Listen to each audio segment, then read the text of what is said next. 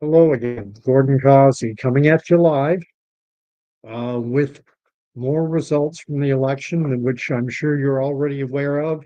Pandy the Wonder Pup is not excited about the results. She's excited because in my pocket I have a TREAT. All right, there, I have it on the table. Shake a paw, lay down, speak. Okay. You want to keep living here, bark for the conservatives, not for the liberals.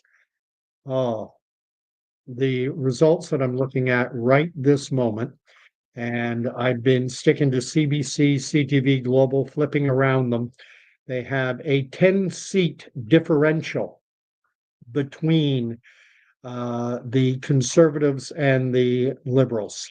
9-seat differential, 156 for the liberals, 147 for the conservatives. I've been very consternated over the fact that if you go on to Elections Canada website, it says our website is having technical difficulties. As a result, some of our online service and tools are currently unavailable. We are aware of the issue and are working hard to fix it. We apologize for any inconvenience. So I, at this juncture, am now unable to get any results for my specific riding of Northumberland Clark, and that bothers me. Transparency is of utmost importance, given the fact that a large number of Canadians have a high level of distrust for the mainstream legacy media. I will be somewhat fair with regard to the CBC, CTVs, and Globals of the world. Obviously, it is in their best and vested interest for the Liberals to win. They want a Liberal government in Ottawa, given Pierre Poilievre and the Conservative pledge to defund the CBC. So I'm sure at CBC, CTV Global, there is a huge sigh of relief because at CTV and Global, they are they receive, there's about $400 million a year that is doled out to the legacy media because they can no longer compete because Canadians, not all, but a large number of Canadians have, sorry, CBC, CTV, and Global, not paying attention to you anymore. You lied too many times, especially over the last 5 years. You do not engage in journalism. You engage in blatant propaganda, blatant, grotesque, and obvious propaganda. You take contentious issues and you do not present all sides. Journalists are deciding what represents scientific truth rather than having open discourse among accredited, qualified individuals from either side of a debate to argue it out and let the public decide. No, CBC gets on their throne of judgment and they tell Canadians, we have decided which of these two scientific points is valid and which is disinformation. And they are not qualified to. They're not qualified to make the scientific determinations any more than Mark Carney is qualified to talk about climate change. He is out of his lane. I've got Sharunian, who now has a new name, saying, as much as I hate this, the Liberals are going to win. That's right now, it's 155 to 148. So the difference in the seat count is seven different seats. And the story of this election, if everything plays out, as CBC, CTV, and Global are predicting, saying that it's a Liberal government, and it's simply a question at this point of whether it will be a majority or minority. Right now, it's looking like a minority, 172 seats needed. But what is I find so surprising about their early call, which came just after 10 o'clock at night, they were ready to make the call. And right now they're showing the vote totals, 43% for the Liberals, 41% for the Conservatives. They flipped the screen around, so I didn't get to see it fully. That's 43 point something to 41 point something. SRCX. Um, Very good, SRCX. There you go. Um, and I'm assuming you're going to be right, but at the same time, I was just about to say that there are, according to CBC CTV Global, there's something like 100 ridings where the differential between first and second place is less than 100 votes. And so I think that's why we're seeing such a volatile. The liberals have gone up as high as they've been up around 161, 162. Now they're down to 157. The conservatives are punching in around 148. So right now it's a 9-seat differential.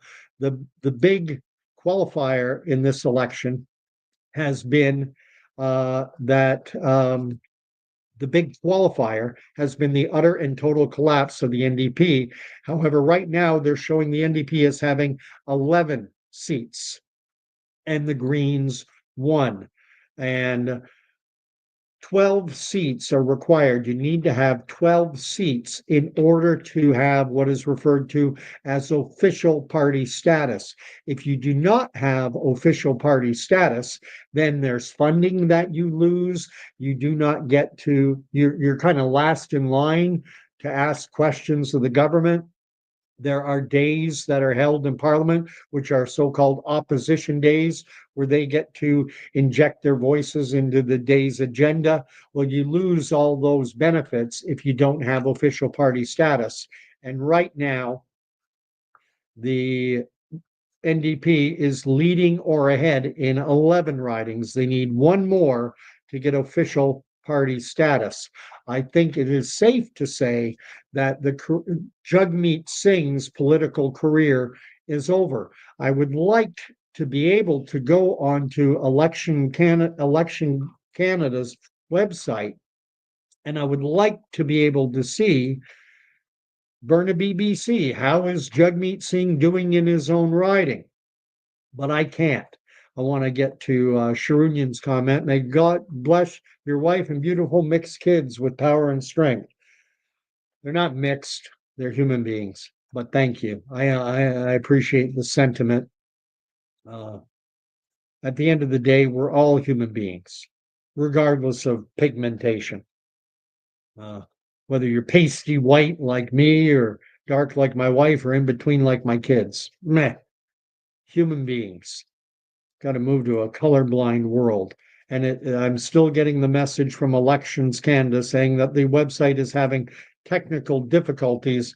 I wonder if there's the potential for, has there been a denial of service attack by a foreign player like China that is keeping the results from Canadians? When you watch these broadcasts and they show you a riding, they'll tell you how many polls are reporting. They'll say, there's 271 polls and we have 110. And that would mean there's 160 odd polls still not reporting. They're also talking about the fact that the Conservatives had quite a breakthrough in Ontario, particularly in the 905. The Liberals are apparently down, have lost a net loss of 10 seats in powerhouse Ontario, and the Conservatives conversely have a net gain. So let's see what Pierre Poilievre, I'm here to say that I don't know what will happen. I'm not a card-carrying member of the Conservative Party of Canada, but I believe the Conservatives should stick with Pierre Poilievre. He has grown their base. He has garnered 41% of the popular vote, 41 point something percent of the popular vote. And I think it would be a mistake to get rid of Pierre Poilievre. I don't think I don't think there's anyone who could have done any better than he did in this particular particular election, I don't think Pierre Poilievre, I think he did about as well as a conservative leader could do. What he didn't bank on and what no one banked on was the near total collapse of the NDP. I'm hearing that their share of the popular vote is kicking somewhere around 4%. I may be wrong on that, but traditionally the NDP, Jagmeet Singh's party, traditionally they would punch somewhere in and around 15, 17, 18 on the high end, 13, 14 on the low end, but somewhere around 15%. And if they're down around 4 nationally, that is a big reason. What happened was voters moved from the NDP, a labor working man's party, and they moved to Mark Carney, a central banker who uses Bermuda as a tax haven for his wealthy clients when he was at Brookfield, who came from Goldman Sachs, and that created the financial instruments like subprime lending that just about collapsed the world economy. And then he moved into a central banker role where he engaged in quantitative easing, which just means printing money and causing significant inflation. This man, we are in trouble. I'm here to say that. Carney has stated on numerous occasions that Canada is in a crisis. I'm here to tell you that Carney's crisis is coming. There is going to be a Carney crisis.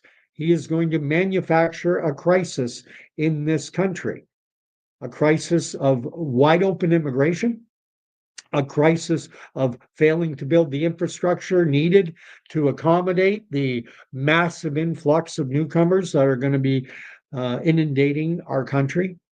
He's going to engage in more horrible taxation on carbon, which will do nothing for the climate because you can get carbon emissions down to zero. You can achieve this net zero nirvana, and the climate will still change. So just looking now again, now it's only a 3-seat. Now they're having it Liberals 154, Conservatives 151. It's razor thin. It's a 3-seat gap between the Conservative and the Liberal Party. And the question I have at this point is, now, am I saying the Conservatives are going to win? No, I have not made a prediction once. I have said on numerous occasions that I am hopeful, optimistically hopeful for a blue wave. And there has been a blue wave, a significant blue wave, particularly in the 905 region around Toronto. However, has it been significant enough? And right now they're showing, this is CBC that I'm looking at, 155 to 150. And all at a time when I want to go onto Elections Canada and I want to observe as best I'm able, and their website is still having technical difficulties. So I don't know what is happening in my own riding. I go onto Google and I type my riding, Northumberland Clark results. That's the name of my riding. And they have Toronto Star has it with 90 of 250 polls reporting. Incumbent Phil Lawrence of the Conservative Party leads by 376 votes with 48.02. He's got 48% of the vote. And in the last election, in the 2021 election, he won with 45. So it looks like he is now. John Goheen of the Liberal Party is in second place with 46.03. So it's only a 376 vote lead. This is according to the Toronto Star. So Lawrence has increased his vote total, and what has happened is that I think it's fair to say Ava Becker of the New Democratic Party has just 3.47% of the vote. What has happened in this riding where I live is the incumbent conservative Philip Lawrence has gone up in the percentage of the vote. But what's happened is the voters who would normally vote New Democrat have gravitated over to the Liberal. And so it's making it a very tight race in my own little riding of Ontario. And I cannot get those results from um, I cannot get those results from Elections Canada. Now I'll see. Uh, he's leading by 398 now, with 110 of 254 polls reporting. Let's see what Sharunian is saying. Mixed is concept, typical word racist you describe breed with saying apply to humans, so it's wrong. Justin Trudeau should be more pro-Canadian. We're all Canadians, regardless of our pigmentation. And I would invite Poilievre is a sharp cookie. Poilievre is a sharp cookie. I think there's a tendency for a lot of double-digit IQ types to, when they hear a guy as sharp and as intelligent as Pierre Poilievre is, to want to take him down, and that's fine. Yeah, that happens. But no, Poilievre is an incredibly sharp cookie. And I get that, a lot of Canadians like warm and fuzzy. That's why we ended up with Trudeau for nearly 10 years, is because he said the right things. He would cry on command. Yeah, and words to a lot of Canadians are more important than their actions. Well, he says the right things about reconciliation with First Nations people, and we ignore the fact that he fired this nation's First Nations Attorney General for refusing to give his corporate buddies at SNC-Lavalin a plea bargain sweetheart deal. And Jody Wilson-Raybould refused, and so he demoted her out of her cabinet position, then he kicked her out of the party. That's his action. But his words are nice. His words are great. And so some people say, oh, Justin Trudeau's so smart. He says good words. He talks goodly, please. Anyway, right now, okay, it's gone to now 10-seat difference, 158 to 148. Again, I'm looking at CBC. I would prefer to go to Elections Canada, but their website isn't working. Looking at my own riding, hasn't changed. 398 vote differential between the Liberal and between the Conservative and the Liberal, with the Conservative Philip Lawrence, my candidate, my riding, winning 48% to 46.25. This election became binary, as no other election has in Canada. I'm here to tell you, Conservatives, stick with Pierre Poilievre. Stick with Pierre Poilievre. No leader of the Conservative Party, not Andrew Scheer, not Aaron O'Toole, nobody could have done what Pierre Poilievre did, getting you over 40% of the popular vote. He's getting a higher percentage of the popular vote than Stephen Harper got when he formed a majority government back in 2011. The difference is, back in 2011, the NDP wasn't reduced to a little rump. What's the NDP at right now? Right now, they're down to 10. They're down to 10 seats. So official party status looks very much out of the cards, and it doesn't look like there's any chance. I don't know. Things could change. Now they're showing that Pierre Poilievre is losing in his seat with how many 10 of 266 polls reporting. They have Pierre Poilievre losing by 4,037 is the Liberal, 2,600 is Poilievre. They flipped it really quick, and I wasn't able to see it fully. I'll probably scroll back and get a look. Well, maybe not. So let's get rid of that one. Let's see what Sharunian's saying. I noticed the influx of labor shortage, a lot of temporary foreign workers. We're heading, he might, but there's 10 out of 270 polls. And if you know anything about elections, you'll know that there are certain parts of a riding that typically tilt blue or red. And it may just be that's far too small a sample size. 157, 149. So it's going to be a crowded House of Commons. The Conservatives are not far behind in seat count, but with the NDP basically collapsing, the Bloc Québécois was hoping to get 30 plus. Right now they have them at 25. The Green has one. Andrew Scheer is winning his riding in Saskatchewan, no surprise there.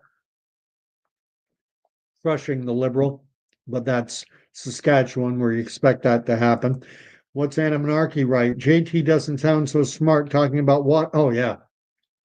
Trudeau was a moron. Talked about biodegradable juice box water bottle thingies that don't exist. He was asked by a reporter what he was doing to, he's banning plastic straws. What are you doing to reduce plastics? And he said, well, we now drink water out of a juice box biodegradable thingy, and it doesn't exist. And then some sharp individuals who know how to make videos and things showed you all the pictures of Trudeau drinking water out of over the last several years out of plastic water bottles like everyone does. That was one thing I thought. Pierre Poilievre, did he run a perfect campaign? There is no such thing as a perfect campaign. I thought his announcement that he was banning plastic, or he was going to end the ban on plastic straws was meaningless. It didn't garner him one single vote, and it potentially could have lost him a few. And in an election this close, you can't afford to lose any votes. So I don't think he ran a perfect campaign. I think he did Mark Carney will say he didn't run a perfect campaign. And goodness knows Jagmeet Singh did not run a perfect campaign either. But the NDP did so abysmally, and I haven't seen the popular vote count come up yet on the CBC, but it's looking very, very, very close, very tight. Let's see, what are you saying about Sri Lankan Tamils dominate Punjabis in all aspects when it pertains to IQ, business, and ownership? Just compare Scarborough to Brampton, whatever. We're I don't care whether someone is Sikh, Punjabi, or Tamil, or Sinhalese. When we come over to Canada, we leave that crap behind. Let's see. BC may just put the Liberals over the top. Actually, their results are in now. Their polls closed at 10 p.m. our time. They're only half an hour behind. So what they're reporting right now is we got a 7-point lead. A 7-point, no, now it's 9, and the numbers keep changing. But we got 157, 148, 15. So that's 305. And then you add the block, and we're up to 330, 340. So this is just about, and the green are now up to 2. So we've got just about all the ridings are now reporting, maybe all but one, and it's 156 to 149, and that includes obviously BC ridings. So the nice thing for voters in British Columbia is normally, quite often, before a single vote has been counted in British Columbia, the networks have already announced the winner, and poor people in BC are like, you haven't even counted our votes yet, and you're already telling us who won? And that's why they've introduced these staggered voting, 9:30 a.m. to 9:30 p.m. in my province of Ontario. BC, conversely, was 7 a.m. to 7 p.m. And with a 3-hour time difference, that means that Ontario time, BC votes started to be counted at 10 p.m. and Ontario votes started to be counted at 9:30 p.m. Only a half-hour difference. Um, and Shrunyan saying pro-Canadian of Sri Lankan descent, born and raised in Brampton, lived in UK. This is Shrunyan's background. I don't care about people's backgrounds. I don't care about skin tone. Canadian, Canadian, Canadian. There's one time I actually liked something Justin Trudeau said during a campaign event. I think it was called the Monk Debate. And he said, a Canadian is a Canadian is a Canadian. Doesn't matter. And that is one area. I just wish he had lived up to his rhetoric. Again, Trudeau was great at saying good words and horrible actions. Like Carney. Carney is great about talking about standing up to the Americans and being tough against Donald Trump while lying to Canadians about what was said on that phone call, lying to Canadians about his role in moving high paying Canadian jobs from Toronto to New York City. We're going to find out that we are going to head toward a crisis. Carney has already signaled we are in a crisis. He is going to manufacture that crisis. He's already declared it, even though most Canadians are going, what crisis? There's no crisis. Then it's going to be oh yeah, Mark did say it was a crisis. And to quote Danny, the sheeple will go, well, Mark said it was a crisis back in April during the election campaign. I guess it just took a while for me to notice. No, it took a while for Carney to get his hands on the levers of power. He said he's going to use emergency measures, the full emergency powers of the Office of the Prime Minister of Canada, to confront this crisis. That should scare the living crap out of everybody, but it won't. And most will simply go along, follow like people followed the stickers on the floor, like people said, "Oh, you want me to get booster number 5?" I equated this election, voting Liberal again, was like going for another booster of a shot doesn't work. But here we are, and 158 to 148. So incredibly tight, incredibly binary, and we'll see what happens with the Bloc Québécois, because the Bloc Québécois will now have, it looks like, the balance of power. The Liberals will need to court the Bloc Québécois, and the difference is 10 seats. If the NDP doesn't have enough seats to prop up the Liberals, then Mark Carney is going to have to make a deal with a party that views Canada as an artificial creation, as an artificial country. Yves-François Blanchet, leader of the Bloc Québécois, came under fire in the closing days of the campaign for calling Canada a quote unquote an artificial country, not really a country. And now it's looking like, if things stick the way they are, that in order to maintain his hold on power, Mark Carney is going to have to get support from this guy who doesn't vote, from Yves-François Blanchet and his caucus of Bloc Québécois members, to get his agenda through. He's going to have to work with a party that doesn't want Canada to be a nation. This is going to be interesting. He doesn't have a mess on his hands. Carney doesn't have a mess on his hands. He started to clean some of it up. Number one, he got rid of the carbon tax. And we can thank Pierre Poilievre for that, because he made it a central issue of the campaign. Now Mark Carney just has to keep the carbon tax off and not heap more financial pain and misery on Canadians by reintroducing a new carbon tax. But he has promised he's going to. He has said that he is going to hammer business with a carbon tax, and they can simply pass it on to consumers. So when you go to the pumps in a month or so, after he reinstitutes a new carbon tax, he got rid of the old one where it added price, it added cost directly to the consumer at the pump. Now he's going to be hammering Exxon or Esso, Mobil, Petrocan. He's going to hammer the oil and gas companies directly, and they're just going to pass it on to us. They're going to build it into the price. So it's uh, and he has talked about openly about ballooning Canada's population to 100 million in the years to come by the end of the century, talking about adding about 1 million people a year, basically adding and then he's talked about how are we going to solve the housing crisis. Well, Brookfield, it turns out, is a major investor in modular homes.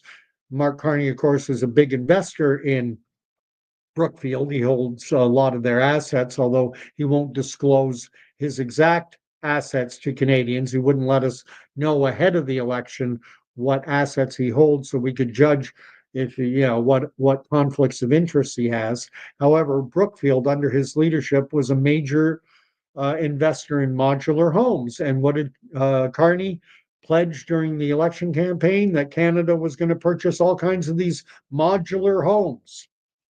So we're going to have people living in mini homes. That's the idea. Get ready. Carney is owned by China. He went when he was working as Trudeau's top economic advisor. He took a government-funded trip over to Beijing to meet with their government officials, and then he took a little side trip, and he went and he secured a $250 million loan from the Bank of China. He is owned by China. That's why he wouldn't get rid of a candidate, why he stood by a candidate who advocated that a political opponent be kidnapped and handed over to the Chinese consulate. And Trudeau stood by that man. Yeah. Apparently, paper straws are worse for health. I don't like paper straws. I don't. Plastic is a problem in this world. Plastic is a problem in this world. It's in our fish. It's in the oceans. Microplastics. We're ingesting it. Plastic is an issue, but banning plastic straws ultimately is just a virtue signaling gesture. It doesn't have any tangible impact, but it makes you feel good. I'm doing my part. I'm using a paper straw. It doesn't do anything tangible at the end of the day. We go to the grocery store and you get cookies that are in a plastic tray wrapped around with plastic. You get bread in a plastic bag. You get milk, which is 3 bags sealed in plastic, and then that's in another plastic bag. Plastic is everywhere. Probably you come home, if you spend a couple $100 at the grocery store, probably have over a pound of plastic in your grocery cart. But then they won't give you plastic bags, and it's like it's meaningless. There should be an outright total ban on plastic if they were serious, but they're not. So they do little things that are meaningless, like, well, we're going to ban plastic straws. You can suck, your Coke through paper, through a cardboard straw that gets all. I mean, it's annoying, but who cares? And Poilievre, well, I agree with him that it's stupid. There are a lot of Canadians who think that banning plastic straws actually had a tangible impact on the environment. Well, they go shopping and they come back with their pound and a half worth of plastic packaging. Whatever. Let's see what's SR. Deregulate the oil and gas industry to keep Alberta happy. That would be nice, but Carney likes Bill C-69. It puts incredible basically makes developing oil and gas impossible. And the resources that Alberta has keeps out that enormous wealth, Canadian wealth, Albertan wealth, Saskatchewan wealth, keep it in the ground. And that way, Carney, who's invested heavily in U.S. coal through Brookfield, we got countries like India, China, Pakistan, burning coal instead of beautiful, cleaner Canadian liquefied natural gas. So what's going to happen? Let's see what Sharunyan's saying. Ironic, in 2009, Trudeau was conservative. I don't think, no, Trudeau was never a conservative in 2009. Oh, no. Although he is friends with the Mulrooney's. Big surprise. And SRCX can't wait to watch Poilievre's concession speech. Uh-huh. Schadenfreude. Not a positive human trait. Uh, and Shruni can't wait for the FIFA World Cup. Right now it's 161 to 148 with I'm I'm looking Mississauga Center 135 out of 225. Mississauga East Cookville 140 out of 222 polls, and that one's razor thin, just a few hundred votes. Mississauga Elgin Mills only 20 out of 212 polls.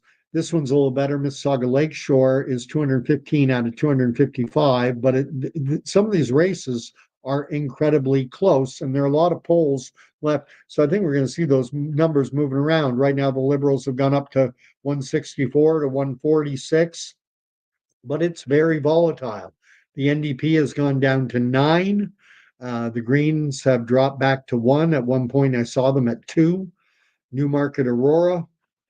I'm going to look at my Northumberland Clark, my riding, and we'll see who's winning. 170 of 254. And Philip Lawrence now has 48.94% of the votes. While his main challenger, John Goheen of the Liberals, is second with 15,403. So there's a 1,259 vote difference.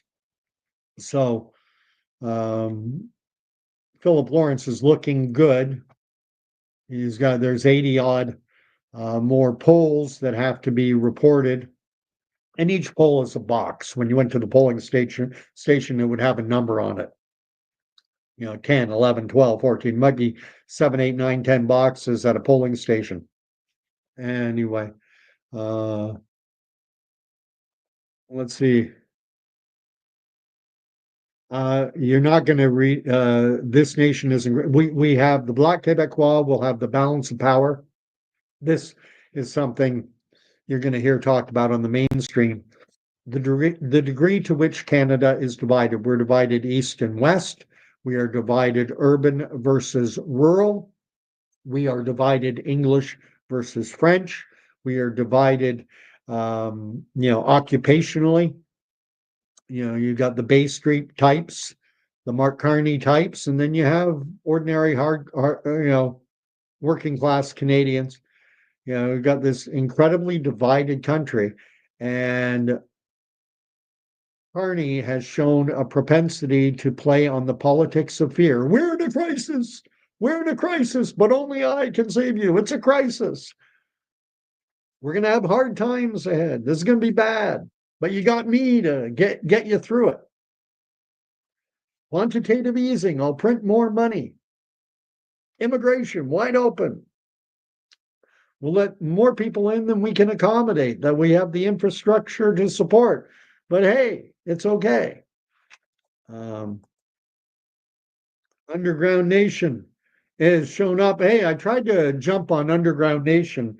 This is the guy I've been talking to you about before, Samuel, who was born in Chicago, very young age, moved to Montreal, I think it was, and then got into some trouble in his youth and got shipped down to, we'll straighten you out, we'll send you down to Haiti, spent a number of years down in Haiti. Then he came back and he spent some time in Ottawa-Gatineau and now lives in Brampton. Brampton, I think, flipped over to the Conservatives. And that's for, no name calling there, Sam. On va pas chicaner avec des gens. On peut tous dire ce qu'on veut dire. And that's another thing that's great about Underground Nation. Il est full bilingue. And I love that. Seeing young, fully bilingual Canadians. And blue wave. There has been a blue wave. Pierre Poilievre outperformed Stephen Harper, but the political landscape shifted, and the NDP more or less, not completely, but they pretty much disappeared. What do they have? They're at 9 seats, and they're only polling 4 or 5% of the popular vote. And if things had been more traditional, if the NDP had not collapsed like they did, then the Conservatives might be looking at a majority. And I don't know if the NDP can recover.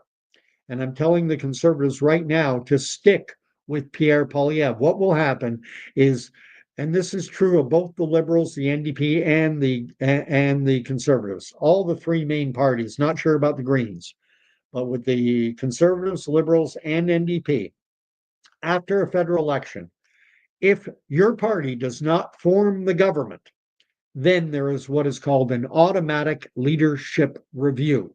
So every card-carrying member of the Liberal or of the Conservative Party will be asked to vote yes or no on should Pierre Poilievre continue as leader of the party. And I'm going to urge card-carrying Conservative Party members, vote yes. You want to keep Pierre Poilievre as the leader of the party. Definitely. You want to keep Pierre Poilievre, even if somehow he loses his seat, still keep him as the leader of the party. And then let Mark Carney destroy himself. Because Pierre Poilievre, yeah, he's not all fuzzy and warm, but he knows how. It was him holding Justin Trudeau's feet to the fire. Mark Carney was pulling the strings from behind the curtain, telling carbon tax, telling him what to do. And then when it all imploded, Mark Carney pulled, anyway, stick with Pierre Poilievre. What will happen is they will have this leadership review, they'll count the votes, and Pierre Poilievre will need to get somewhere in and around 70% of the party, card-carrying party members, voting to keep him as a leader. If he gets 70+%, he can say, I have a mandate. The majority, the overwhelming majority of the party, way over 2/3 of the party is behind me. I'm staying on as leader. If he gets less than if he gets less than 70%, now you're in a dicey area. Should you call for a leadership convention? Should you not? Joe Clark, famously, after he lost the 1980 election to Pierre Elliott Trudeau, they had the leadership review as required, and he punched up somewhere around 68, 67%, just over 2/3, and he could have hung on because technically he only needs to be at 50% +1. But typically in practice, you need to have a solid 2/3 plus. And Clark was right on the bubble. And Brian Mulroney, who was president of the Conservative Party, urged Joe Clark to call a leadership convention that it would reinvigorate the party and that he would back him and he would, wind in his sails for the next election. What Clark didn't know is that Brian Mulroney, once Joe Clark took his advice and called for a leadership convention, then Brian Mulroney threw his hat into the ring. And then what Brian Mulroney did was, being from Baie-Comeau, Quebec, which is on the North Shore, drive to Quebec City and then keep going out towards Sept-Îles, Baie-Comeau. And what Brian Mulroney did is he courted a lot of separatists like Lucien Bouchard, like Benoit Bouchard. He courted separatists to become Conservative Party members and help him win the leadership. And he said, my promise to you is that I will make concessions to Quebec that will get your signature on the Constitution. And that's what brought us the Meech Lake Accord, and the later Charlottetown Accord. And Brian Mulroney failed to deliver. Neither one of those constitutional accords was ratified. And so he failed. to accommodate Quebec. And as a result, Lucien Bouchard bolted and created the Bloc Québécois, which will now have the balance of power, it's looking like, in our legislature. Right now, it's 162 to 149. And I'm anxious to see what the very final results are. Uh, and Sharunian thinks that George W. was a better president than Trump. A better president than Trump. That's your opinion. I was never a fan of Bush. W. I was never a fan. W. Clinton, Obama, conservative, or rather Republican, Democrat. You know, it's that old line about the right and left wings being on the same bird. Uh, I wanted Canadians to get a chance to see whether or not Pierre Poilievre was different. Would he deliver on his campaign rhetoric? We're not going to get that chance this time. We're not going to get a chance to see if he would have delivered on reducing government red tape, on defunding the CBC, on getting rid of so many of the regulations that make doing things like building homes in Canada, you know, so incredibly expensive. For every dollar that you spend on construction and labor, materials and land, for everything that goes into constructing a house, there's another dollar plus that you have to spend in government regulation. He was promising to uh, drastically reduce or eliminate a lot of that, but we won't know because Mark Carney's, you know, bringing in a whole bunch of his modular homes for people that Brookfield, when he was chairman over there, heavily invested in. Let's see. Hello from off. Oh, are you in the Yukon? Kept asking you. Um, Blue Wave Buddy. Yeah. That's not, no, you're saying SRCX is saying, oh, Carney in China, that's more Polyev. I never heard Polyev talking about it except with respect to that candidate Paul Chiang from Unionville Markham, who advocated that a conservative candidate, Joe Tay, be kidnapped and handed over. That's the only time I heard him bring up China. Oh, and he did bring up the fact that Mark Carney borrowed $250 million for Brookfield while on government business in China. But these are all verifiable facts. There, you can fact check it. It's true. Mark Carney did get for Brookfield. He did negotiate $250 million loan from the Bank of China. He did advocate that a conservative candidate be kidnapped and handed over to the Chinese consulate for a $184,000 bounty. He did do those things. Mark Carney has called China a world leader in climate change and all this stuff and an example to the world, like Trudeau did back in 2015. Trudeau was, during the 2015 election, was in Montreal addressing women voters, and one woman asked him, what country or countries in the world do you admire? And Trudeau famously said, well, I have to admit, I have admiration for China and their basic dictatorship, which allows them to move turn things around on a dime, get things done really quick, don't have to deal with democracy. And that should have been telling. And Mark Carney employs the same type of rhetoric when he talks about China, talks them up like they're this great thing. And I'm convinced, and I've said it before on my channel, Canada is going to have to decide because we're a small economy on a global scale. There are 8 or 9 countries with bigger economies than we have. Remember the G7, that's the world's 7 largest Western economies, doesn't include Russia, doesn't include China. We're not a major player in this world. The American economy is more than 10 times greater the size of our economy. We've slid way down in the last 10 years. Right now, our per capita GDP is on a par with the state of Mississippi. If we were to become the 51st state, we'd be right there with Mississippi among the poorest of the poor. But Canada's going to have to decide under whose sphere of influence do we want to operate? Do we want to be in the American sphere or do we want to be in the Chinese sphere?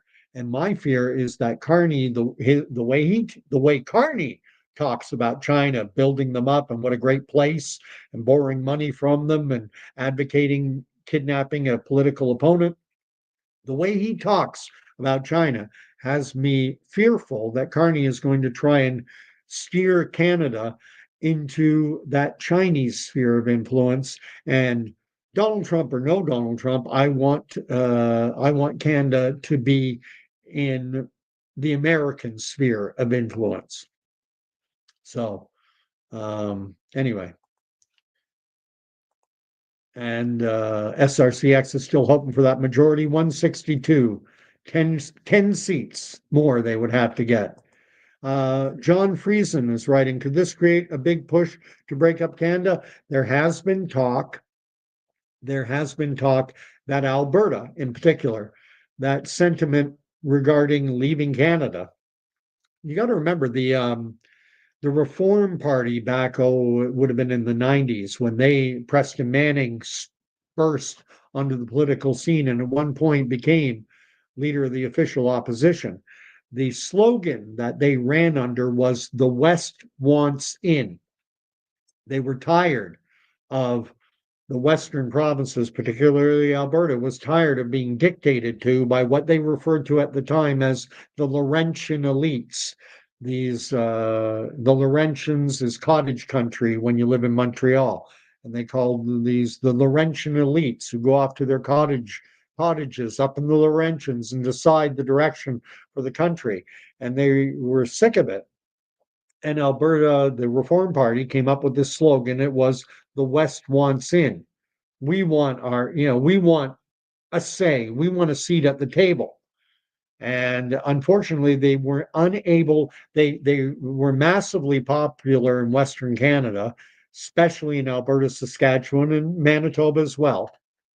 They elected members in BC, but as soon as they got to the Ontario border, they never elected a member of the Reform or the subsequent, they changed the name from Reform to Canadian Alliance. They never elected a member as either Reform or Canadian Alliance east of the Ontario-Manitoba border.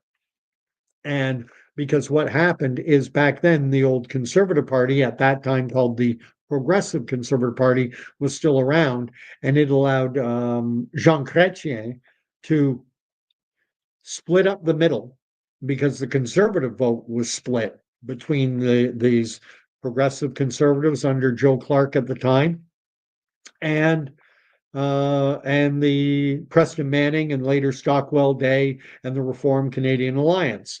And so with the right splitting between those two, the Liberals romped to 3 consecutive majorities. Then after the third majority, that's when the Conservative Party of Canada was born or reborn, and the old Canadian Alliance and the Progressive Conservatives merged together, became the Conservative Party of Canada, which had been the name of the party at its inception when John A. Macdonald, first Prime Minister of Canada.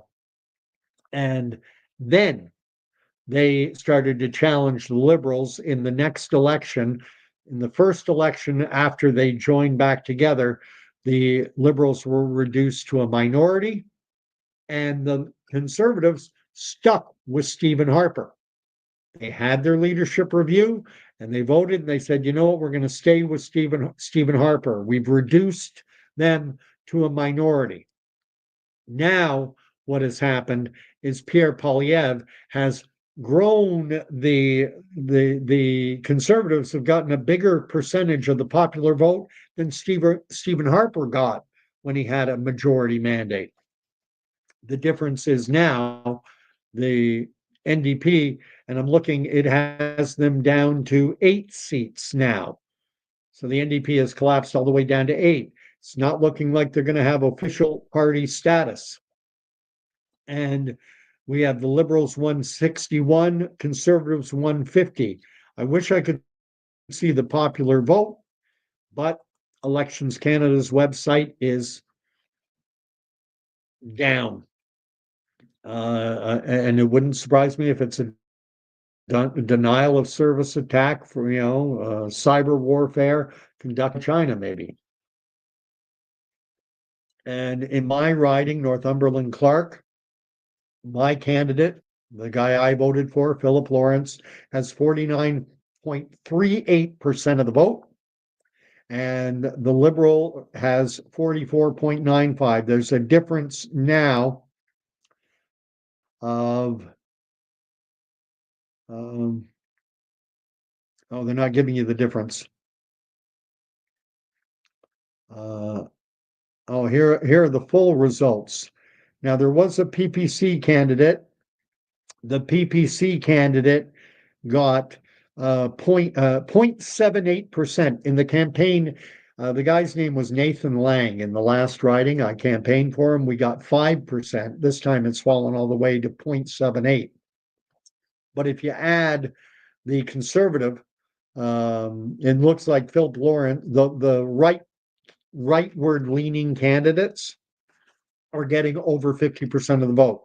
There's actually three who I would, in my riding, three candidates who I would identify as being right.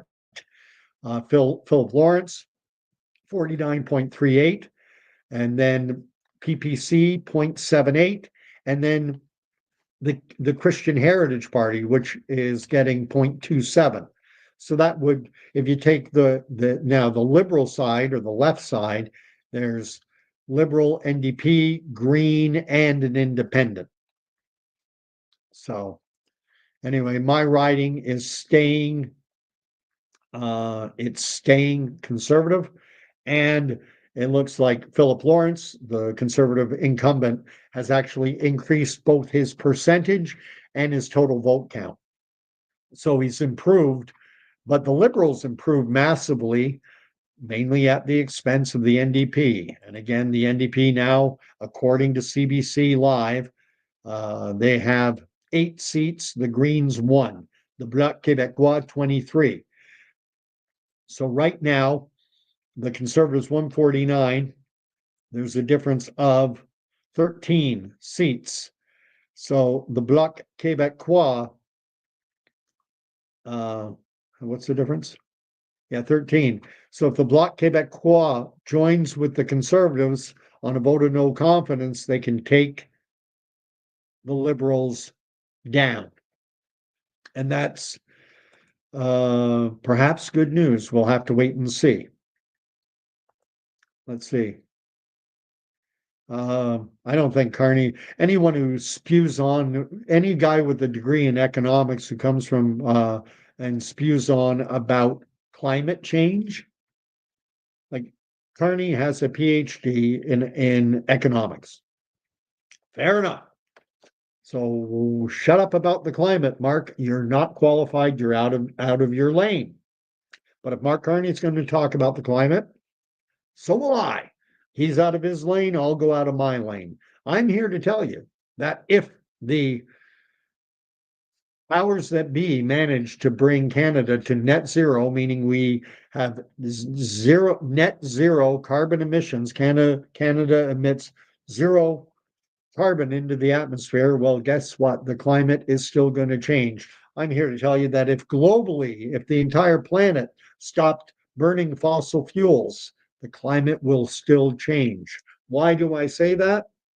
Because back in and around the year 1000 AD, or Common Era, if you prefer, the world went through climate change. It was called the medieval warming period. Things got hot, and nobody was burnt. No one was driving cars.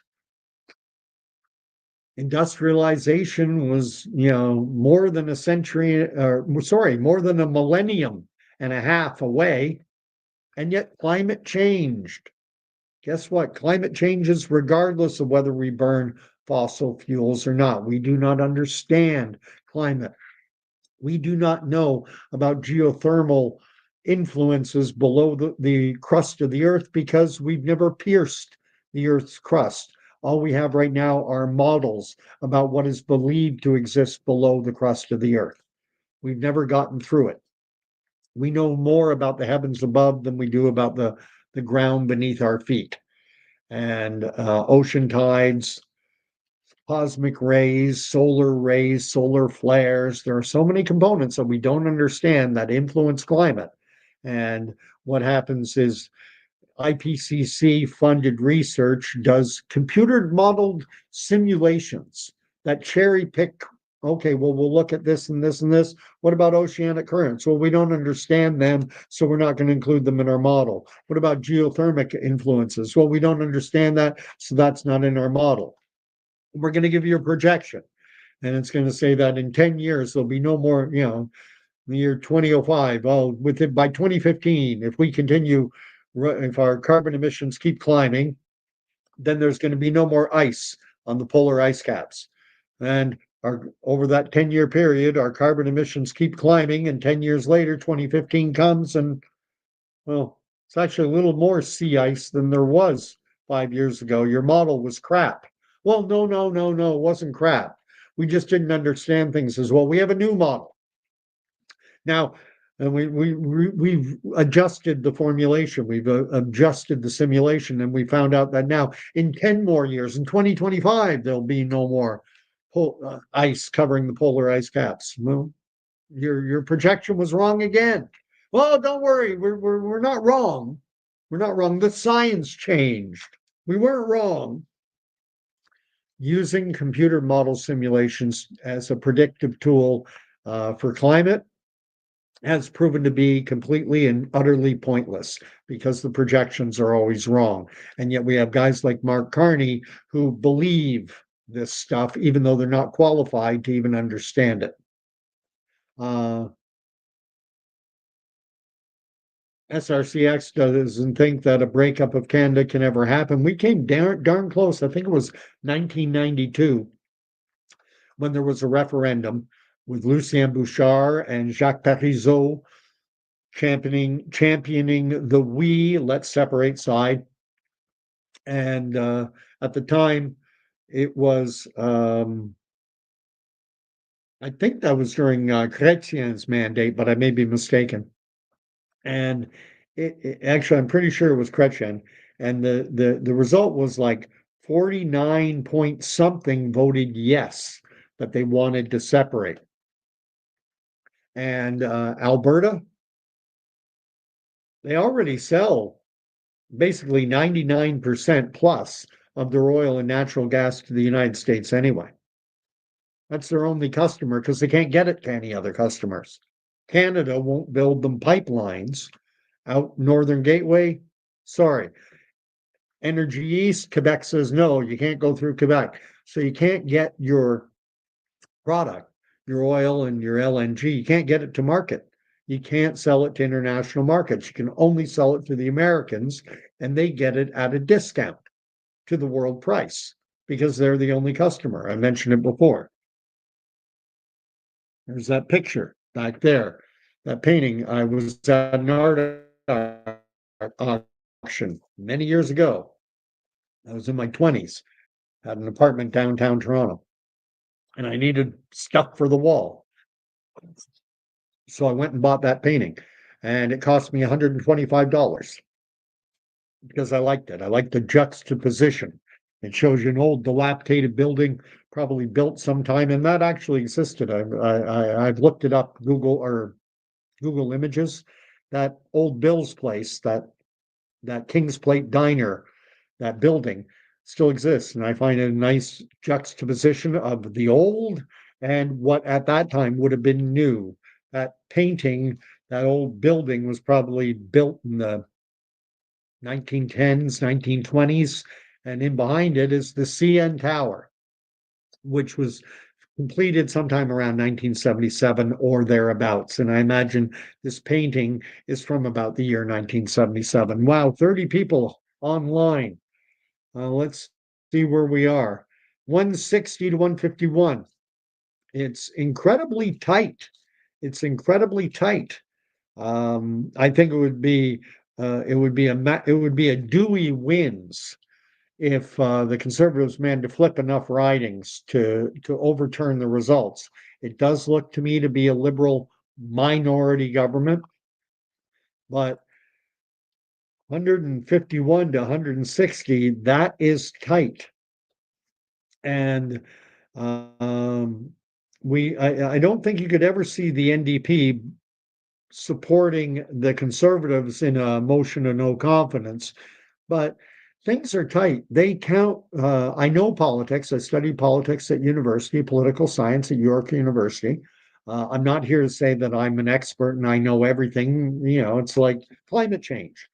You'll have one expert with one opinion, another expert with another opinion, and who's right, you decide. But when things are this tight in a minority situation, they keep track. Who's sick on the government benches, who's on holiday, who's gone to a funeral, how many sitting members do they have? Can we get through a motion of no confidence because they don't have the numbers. And the Conservatives, the closer they are to the Liberals, the better. And I'd like to see the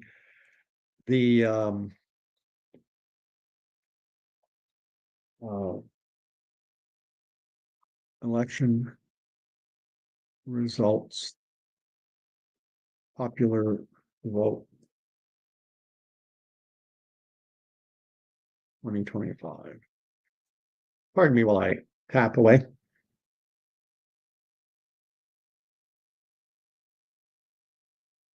Now, I don't want video. I just want text.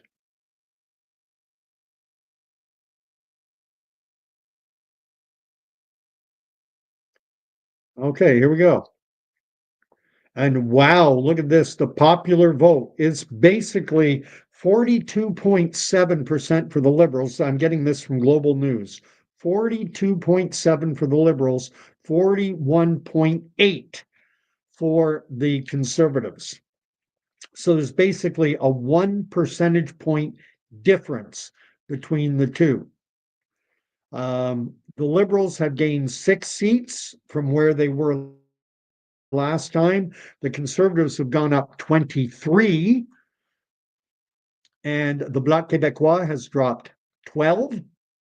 The NDP has dropped 16, and the Green Party is down 1. And they're showing you close races where the lead is less than 5%. Right now, Anthony Germain is leading in Terra Nova, the peninsula. I'm guessing that is Nova Scotia or Newfoundland. Terra Nova, the peninsulas, the lead with only one more poll left to come in is just 46 votes for the Liberal. It's 1/10 of a 1%.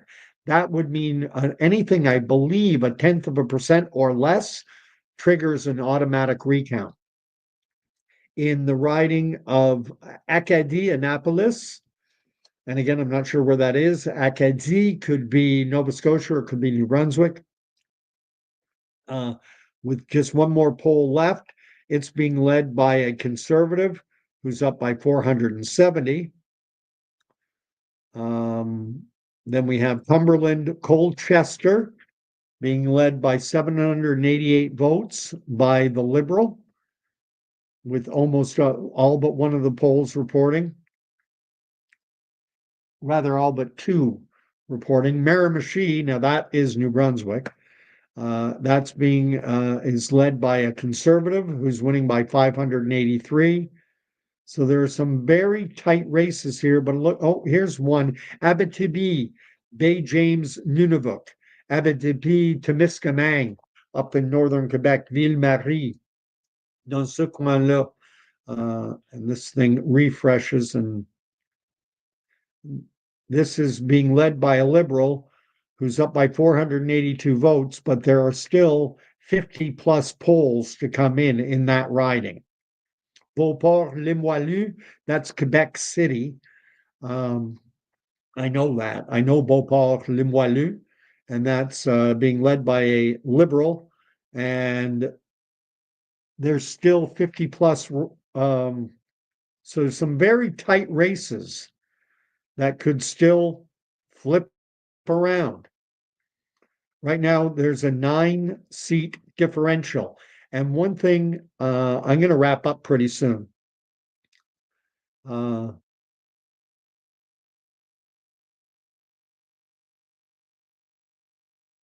I, conservatives, we do not need to. I'm here to say um, we do not need to be upset with the results. Obviously, it's disappointing. We wanted to win, but we have not done badly at all. The the, uh, the popular vote is razor thin difference. Right now, it's 42.7 to 41.8. Now, you go back to 2021, and the conservatives had 33.7% of the vote. Now they've gone up to 41.8. So a huge gain. Their seat count has gone way up. Poilievre has done an amazing job. I'm anxious to see about his riding. Bowmanville, Oshawa North, yay. It's going to upset a high school friend of mine who I've been flaming with. She's in that riding, and she was really hoping for a liberal breakthrough, but it's not going to happen. So, liberal or conservative friends, do not be upset at these results. These are good. It's not what we wanted, but it's still a good result. Pierre Poilievre has done a hell of a job. Danny saying Gen Xers will be unable in the next few years. Mark Carney, my words. That's my fear. Carney has promised a crisis. He says we're already in one and we're not. So that means he's planning to bring one in. And then once a crisis comes in, then he can ram through the measures using Emergency Measures Act. Goodness knows, he said he's prepared to use the full emergency measures available to as Prime Minister of Canada. Is he going to pull the Emergency Measures Act on us again when an RCMP or a mounted police officer trampled over a woman, a disabled Aboriginal woman with a walker? Is that what we're gonna find out?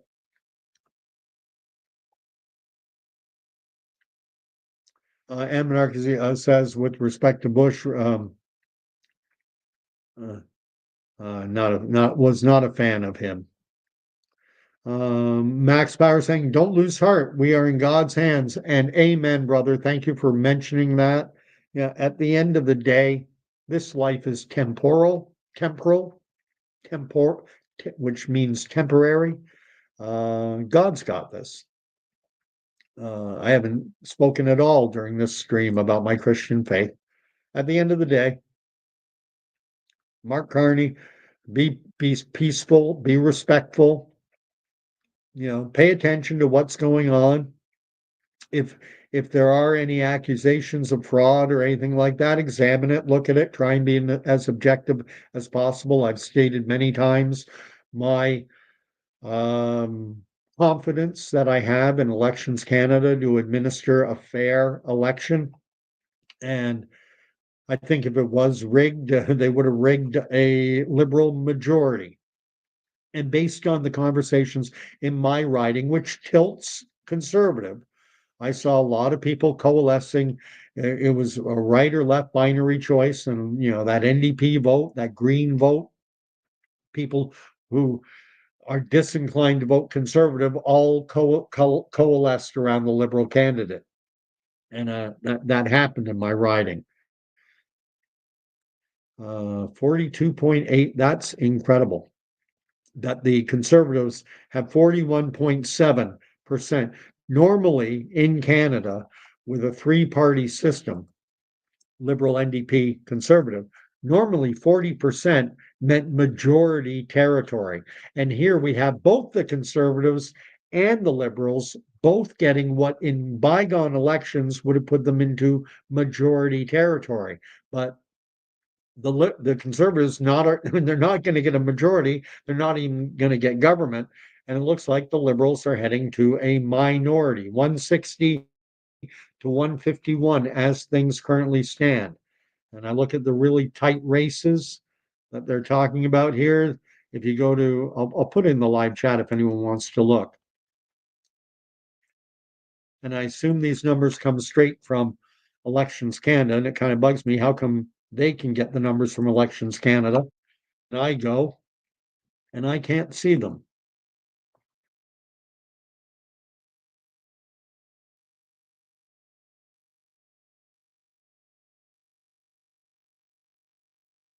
But let's look at the close races. So the closest race they have, and they seem to have these in descending order, is this Terra Nova, the peninsulas, one poll left to report, and it's 46 votes. And I'm wondering, did they count all the advance polls? Did they open those boxes? Let's see, I just refreshed the screen to see.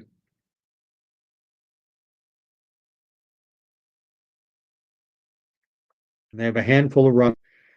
And again, one poll left. One poll left, two polls left in Cumberland, Colchester. Two polls left in Miramichi, Grand Lake. 50 odd polls left to be opened in Abitibi, Bay James, Nunavik, Beauport, Limoilou. You still have 50 odd polls to count. Chicoutimi, there's 11 left to count. And that's being led by a conservative. So it seems a lot of the tight races are in Quebec. Repentigny, Montmorency, Abitibi, La Pointe de l'Île, le Pays d'Arnaud, Longueuil, Montmorency, Charlevoix, Repentigny, Shefford, Terrebonne. Yeah. Oh, Bay of Quinte. That is a riding that is next to mine. And the Liberal is leading by 3.5% with about 30, 40 polls left open. I'm going to end it there. I appreciate everyone coming on. I'm seeing some new names. K. Matthew, get over what? This doesn't change the fact my life is 10 times. Oh, I got into some flaming wars. Blah, blah, blah.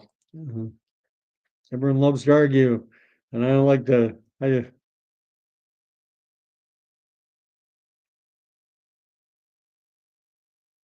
And Gordana, who I haven't seen for a while. No, it's not intense. We'll wait. We'll see. I'll do a live stream tomorrow talking about the final results when we know them. I'm off work tomorrow, so I'll have plenty of time to pour through the results. Green Party looks like it may all but disappear. They've got one seat. I guess that's probably Elizabeth May. I don't know. The NDP down to 8. Jagmeet Singh, his political career is over, but I don't know that the NDP has an heir apparent. I don't know that the NDP can suddenly resurrect itself in the next election. The Bloc Québécois has been reduced, but there's still 23 seats, and that's enough combined with the Conservatives to topple a Liberal minority. And would they be willing to do it? I don't think they're going to do it right off the bat. They're going to wait for Mark Carney and the Liberals to shoot themselves in the foot, which they will do. It will happen. Having a minority parliament kind of, puts them, they can't put through something overly unpopular. If they try to introduce more carbon taxation, Poilievre, I think, you got to take them down at the earliest opportunity. The Conservatives had momentum. They had momentum. Carney got a boost. He got installed as Prime Minister of Canada. We didn't really know who he was, but we heard he was the governor of the Bank of Canada, governor of the Bank of England, worked at the UN, Brookfield Asset Management, Goldman Sachs. So this guy, we don't know much about him, just what they tell us. And people, a lot of people say, oh, that's pretty good. That's a pretty impressive resume. Yeah, wow. Guy's been outside. He's not a career politician like Donald Trump. That's what a lot of Americans liked about Donald Trump, is they said, in 2016 and again in 2024, they said, 2024 said, oh, he's not a career politician. We don't want these career politicians. We don't want these guys who've been, deep state players, as Trump calls them, all their lives. So they voted for Trump in the States, and liberals have done the same here in Canada. They said, we got a business guy now. It's like Trumpers. So we'll see what happens. I'll have a lot more to say tomorrow. We'll Anyway, that's the end of the show, everyone. Sorry the results weren't better, but they're not horrible. This was I thought the best the Conservatives could do would have been a minority themselves. They fell short of that, but they're darn close to the Liberals. Are only right now, as things stand, it's 11 seats different, 11-seat differential between the Conservatives and the Liberals. And the popular vote, the polls were wrong, but not grossly, horribly wrong. 41.7 to 42.8. So a difference of 1.1% in the polls, not the 4 or 5 that the pollsters were indicating. Momentum was on the Conservative side. And Mark Carney did well by picking the shortest possible election he could under the law. Anyway, God bless. May the Lord bless and keep you. May the Lord make his face to shine upon you. May the Lord grant you peace. If you're not subscribed to my channel, I invite you to do so. I invite you to fill the comment field. And I invite you to like and to share my content out. Maybe not this one, but you come across a video you like and you think others might enjoy it. Oh, I like this guy's perspective on this issue, that issue. Share it out and help me grow the channel. So we'll talk to you later. We'll see where we are tomorrow. And I'm not expecting it, but what I would love, and I don't expect it to happen, what I would love is to see enough of these close races flip around, but I don't think that can happen at this point. And for the Conservatives to suddenly, get up close to the same. Great result for Pierre Poilievre. Any other election, majority. But with the NDP collapsing, he's in the opposition benches in a very strong position. So anyway, God bless everyone, and we'll see you. All right. And remember what Danny and Max Power always say, doesn't matter. God has this. Respect, law and order. Mark Carney is our prime minister, like it or lump it. And if you need to go back and read, I think it's Romans chapter 10, although I may not have that reference exactly right. So anyway, good night all. And